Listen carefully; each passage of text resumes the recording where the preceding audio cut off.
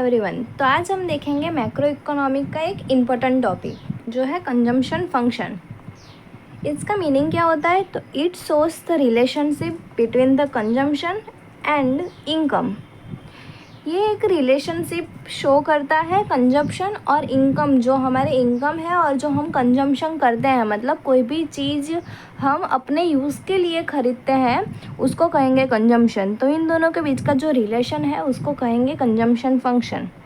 In other words it is a function focuses on mutual relationship between the consumption and disposable income। कई जगह पे इसको disposable income भी कहा गया है, सो नो इश्यू। इसका जो कंजम्पशन फंक्शन का जो फॉर्मूला है वो इस तरह से है, C is equal to function of Y, मतलब इनकम। Y का मतलब इधर इनकम होगा और इसका ये भी एक दूसरा भी है, C is equal to F into YD, मतलब डिस्पोजेबल इनकम। अब कंजम्पशन फंक्शन की जो इक्वेशन है वो कुछ इस तरह से है, C is equal to C bar plus BY।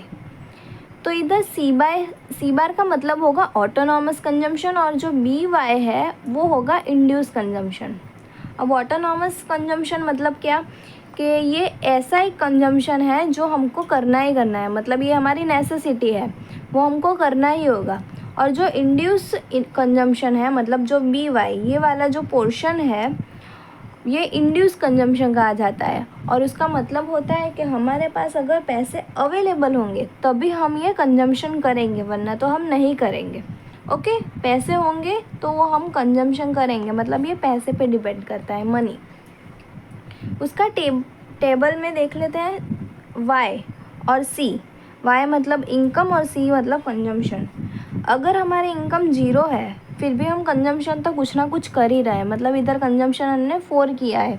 ये आपका एक इम्पोर्टेंट टॉपिक होगा, क्योंकि हमारी इनकम है 0 फिर भी हम कंजम्पशन कर रहे हैं 4 यूनिट का हम अभी भी कंजम्पशन कर रहे हैं, आप ये समझ कर चलिएगा। फिर बाद में इनकम हमारी बढ़ रही है, 0 थी फिर 10 हो गई, 20, 30, 40, सब में 10 रुपीज़ का जो है वो इंक्रीज़ हुआ है। और जो कंजम्पशन है उसमें भी इंक्रीज़ हुआ है, 4, 8, 12, 16 एंड 20।